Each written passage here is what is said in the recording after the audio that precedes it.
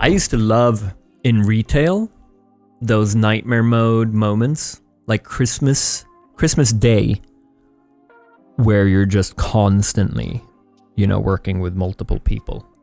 Like we would all work, and yet you have to take care of like 3 customers at a time. And be like, can you just wait 1 minute because I need to finish here? And like, I really, really thrived in that environment of like constant attention needed to everywhere. You have to be everywhere at once, and just like, I much preferred that to as you say, slow days. Not to say slow days weren't nice. It's not like I wanted it like that always. But in terms of the days that I found the most fun, a fucking rush day where they're all coming in and you get to sell, and actually people are encouraged, and like people want your attention, and you're just, the high stress, like, and you're just all over like, I used to get into such a flow, and I loved it. I thought it was so much fun because I'm a very competitive person as well. So there's just so many opportunities to just do well, It also sucked. Obviously it also sucks. Like, it's stressful and stuff. But like the feeling of being in that moment and it's like, I'm just gonna head out back and get that TV. Can you take care of that? And you're all kind of working together as well. And then you can see a customer getting annoyed and you're working with them and stuff. And just being in the flow of it, I thought it was quite fun. You're working with the right people, fast days are 100% better. Yeah, that's the thing. I was lucky enough to have really, really good coworkers. Our section at television and speakers, which is what I sold, there was like, on the busy days, we'd all be working. So there was like 7 of us, 6 or 7 on that station. And they were all lovely, great people. Yeah, the day just goes by and you're just having a ton of fun. You get to do what you enjoy. You're just selling, But I think retail in Sweden isn't that bad. Swedes tend to not be that, you don't get as many Karens in Sweden.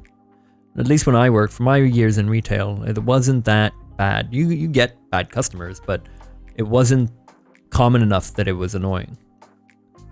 I didn't like working in a job that dealt with the general public. Yeah, that's fair. I remember on days where I didn't want to talk to people, I fucking hated it. What would be your dream job? If not this? I could go back to... no, I can't. My dream job, if not this. Something in sales. I like, but something where I feel good about it and I'm not being an asshole. Yeah, I've talked about real estate a lot. I think real estate would be fun. I don't know if it's my dream job if I didn't do this. If I didn't do streaming, what my dream job would be? Just like managing content creation and streaming, helping others. I think I have an eye. I think I have a little bit of an eye for like, I look at certain YouTube channels sometimes and I feel like I could see what they could do better because I have a lot of experience with it. I think that'd be fun. It's kind of a cop-out answer because you said if you're not doing streaming, and I'm like, I'd work in streaming, but like the idea of like and helping creators who are doing well do better, I think would be fun. Help YouTubers grow and improve their content. Yeah, specifically content, specifically on their content in terms of videos, because that part of my brain can't shut off. Whenever I'm watching like gaming videos from others, it's always on and thinking like, ooh, that was a bit of an odd cut, My dream job would be an architect. So why haven't you pursued that, David? What stopped you? When I was younger, I thought it involved math and I wasn't good at it, so early on I didn't pursue it. Yeah. Very long education. My cousin is training to be one. He's very creative, but he doesn't have any free time. Yeah, it feels like one of those where there's so much you need to know.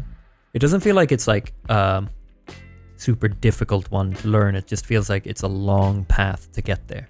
How did you figure out what you actually wanted to do job-wise? I'm still in mid-20s and have no idea. That's okay, man. I think a lot of people are in that seat. A lot of people don't know what they want to do. They just try things and eventually something sticks. And that's kind of how it is. Everyone's just trying to figure out. They all look like they know what they're doing, but half of them have just been told to do it by their parents. The other half are just testing opportunities that pop up. Finding out that you don't want to do something is just as valuable. Lucas with the take. I like that, man. That's a really good take. Yeah, I think if you think of something and you don't think that you don't want to do it, that's probably a sign that you might want to do it. Doesn't mean you will, but you know, if an opportunity pops up and you're not like, and you don't immediately feel like, I don't want to do that, but you don't either feel like, oh, I'd really love that, then that might be worth pursuing if it's popped up, because that might mean that you actually enjoy it.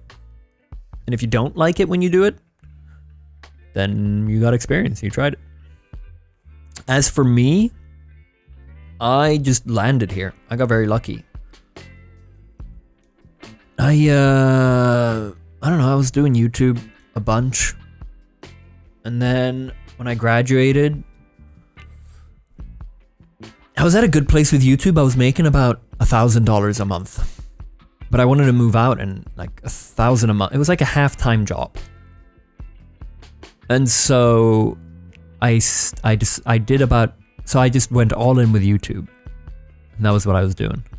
And a year later, I was in the same place. I had gotten nowhere. I hadn't gone up or down. Just had a nice, healthy YouTube channel, but not big enough to work with it and actually get somewhere. So that's when I got a retail job through my brother. Well, not through my brother. I got a retail job, but it's at... My brother had worked that retail job before, so one of the guys, or the higher-ups there, knew of my brother. And once you have an in like that, it's so much easier to get a job because my brother was very good at it. So then odds are that I'll be good at it, you know. Contacts are always good to have. So that got me in there. The first summer I worked there, those first 3 months, YouTube was just off the table for me. 3 months, I put up one video. You remember the May God Forgive Me video in Counter-Strike, that random ass video with the trailer and stuff? I think it was that one. I think I put that one in July. I think I did some, and I had some comment, or I put up something saying like, hey guys, I'm like really into work right now. Because I was meant to work 50% at the retail job, but that summer they needed people and I needed money. So I was working like 120% that summer. I was just constantly working at it. And I just did not put up any videos over 3 months, like 1 or 2 videos. I went from putting up daily videos, back then it was daily, to just not putting anything up, and I worked retail. So I pretty much gave up on you, like not give up, like it was still there, but it fully became a hobby. And then I got slowly back into it and started making Counter-Strike videos. I was really into Counter-Strike, and I did a bunch of Counter-Strike funny moments because my job after the summer went down to 50%. So then I had more time to do YouTube. And those Counter-Strike videos suddenly started hitting. Like I got really into and the YouTube algorithm just loved Counter-Strike because it was big at the time. It was 2015, 2015. CSGO Funny Moments was huge then. And I started pumping them out. I think I did over 100 of them. And I went from making like $1,000 a month to like $4,000 a month, $5,000, something like that. And I did that for a few months and I was like, oh shit, I can quit. I could just go all in with this. So then I quit. And I quit.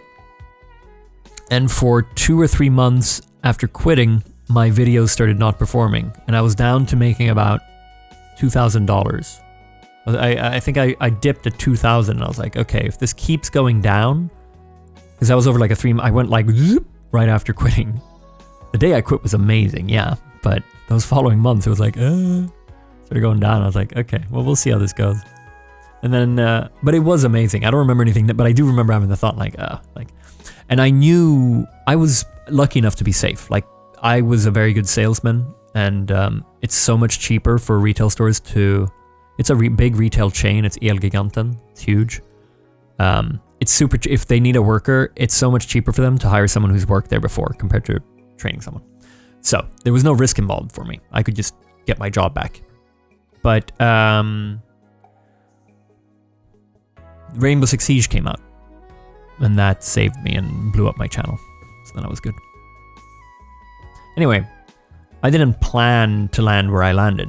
This is 10 years this August since I started going full-time with this. So my point is, you kind of just end up where you end up.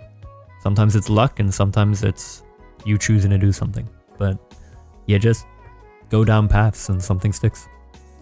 I think you had like around 100k subs around that time when Siege came out. Yeah, that sounds about right. Yeah, because I quit my job August 2015, and I think around that time, maybe a month later, the Rainbow Six Siege beta came out, which I played. Didn't do anything big for my channel, that beta, but so that was the timing. And I had I didn't have any idea. When I quit, it's easy to say now, I quit my job, I was doing CS videos, that was going well, and then Siege came out and blew up my channel. That sounds like it's planned, right? Like, looking at it now, it's like, oh, that worked out perfectly. Nice, man. But it's not like that was planned, Like, it just ended up being, I got very lucky. The fact that my channel got as big as it did, and that Siege released just 4 months after I quit my job. And the fact that I chose to do a shitload of Siege videos before it was big, and that, like, everything just ends up, like, it's so easy to look at something and be like, yeah, but that went well for you. And it's like, well, no, I just was going down a path doing something that I thought felt good. I was just enjoying, and it ended up working out. Maybe it could just have not worked out, and then my story would have been, hey, I tried it, wasn't for me, and then I got my retail job back. Imagine you went into Siege now. Yeah, it wouldn't have done shit for me. I was lucky enough to be early. It was a time that the YouTube algorithm was a lot more predictable, and it wasn't a crazy amount of people making videos. The amount of people making videos now of new games compared to back then, the difference is insane. Now I feel that there are Siege streamers that are still kind of stuck, for lack of a better term. Haven't branched out to other things. I think what benefited you was that it wasn't just your skill, but your personality and friend group or the environment. Yeah, I feel for those streamers. A lot of them don't really have as much of an established thing that would work outside of... The thing is, like, Macy J, for example, I'm a little surprised that he didn't do more outside of Siege. I feel like he has the skills for it and stuff. I know he tried sometimes, but it doesn't seem like he was super engaged with it. I don't know. No, I'm fully a variety guy, yeah. There are games that come out where I'm like, oh shit, I love this, I want to make... And then I'll, Lethal Company comes out and I make 6 videos of it or something. But, you've always been variety, really? Yeah, no, I have. I don't think I ever was anything else. I don't think I was a Siege streamer or Siege YouTuber, just as I wasn't a Counter-Strike YouTuber. I was still making videos of other games. I just happened to really enjoy certain games and made more of it. Wasn't a PUBG YouTuber, I wasn't a Friday the 13th YouTuber. I just happened to really grow from Siege, and so then I got stamped as a Siege guy. But like, I was just having a good time playing with friends more than I was enjoying Siege. Siege happened to have a very good setup for getting good content, because the downtime when you're dead and stuff, and the plays of it, it was the perfect game to get a balance of like jokes and stuff, and you don't always try hard. And the game modes that we played with was perfect to come with plays. It was a little cheesy. It was easy to cheese, is what I mean. It was just a perfect balance to get gameplay and then also good jokes and stuff. Still feel bad that you were just a little early for the Among Us stuff. That's okay. If I did it again, I'd spam Among Us videos for those like 2-3 months that I was into it. Dude, I had so much Among Us footage I never did anything with. I just never put it up. But you shouldn't live with regrets. There's reasons for... It's easy to afterwards look at something and be like, why didn't I do this? Well, it's like, okay, well, maybe you were going through something and you just didn't have your mind in the right place, Like, there's so... It's so easy to after be like, should have done this. Well, no, there's a reason you didn't. Whenever I talk to people who are at the end of their life, they more often than not speak about the chances they didn't take versus those they did. Yeah, that's fair. Which is insane, isn't it? Because I think about that a lot. It's like, you will never be happy if you look at it that way. I'm going to try to explain what I mean, but you will always find the opportunities you didn't do.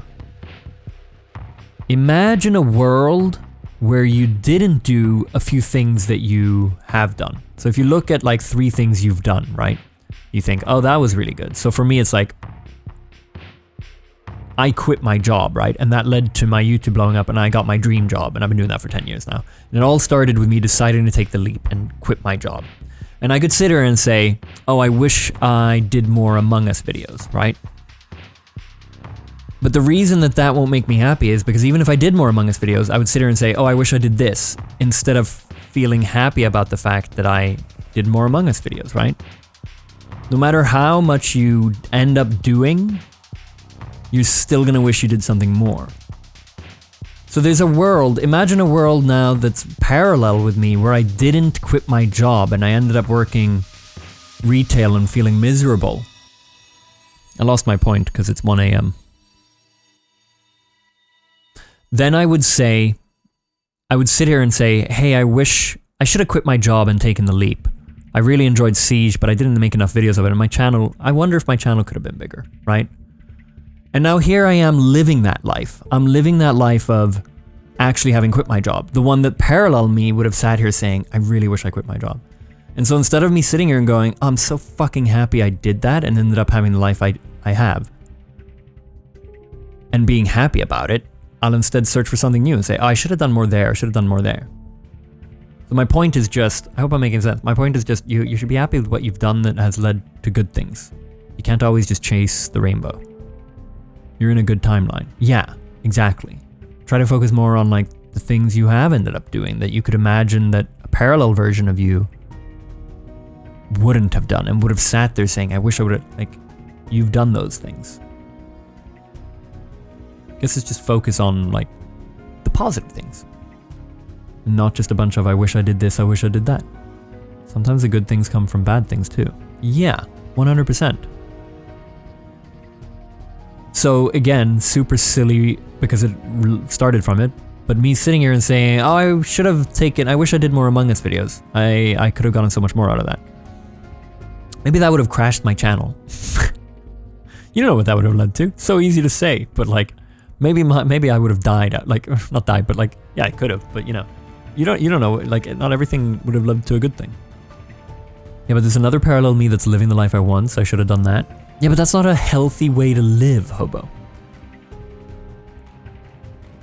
You can't go around saying, I wish I did this, this, and this, so that I could have that dream life. Because even if you did, you're missing the point, hobo. Because if you did and you did live that life, you wouldn't even realize you're living it.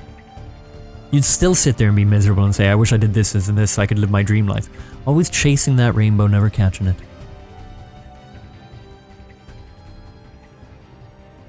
Stop chasing that goddamn rainbow, chat. Stop chasing that rainbow. Told you about 10 times now. Yeah. God.